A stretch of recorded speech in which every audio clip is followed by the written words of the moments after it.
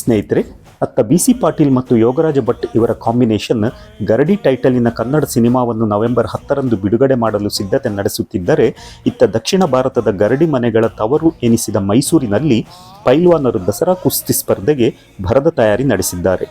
ಇದಕ್ಕೆ ಪೂರ್ವಭಾವಿಯೋ ಎಂಬಂತೆ ಇತ್ತೀಚೆಗೆ ಮೈಸೂರು ಜಿಲ್ಲಾ ಕುಸ್ತಿ ಸಂಘದ ಉದ್ಘಾಟನೆಯಂದು 25 ಜೊತೆ ಕಾಟಾ ಕುಸ್ತಿ ಸ್ಪರ್ಧೆ ಜರುಗಿತು.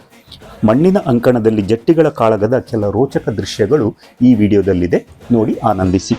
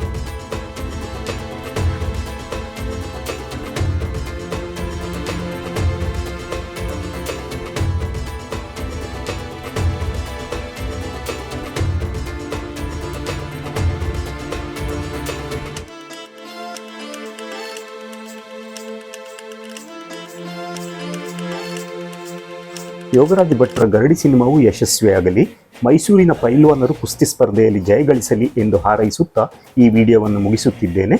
ಇನ್ನೊಂದು ಇಂಟ್ರೆಸ್ಟಿಂಗ್ ವಿಡಿಯೋದೊಂದಿಗೆ ಮತ್ತೆ ಭೇಟಿಯಾಗೋಣ. ನಮಸ್ಕಾರ.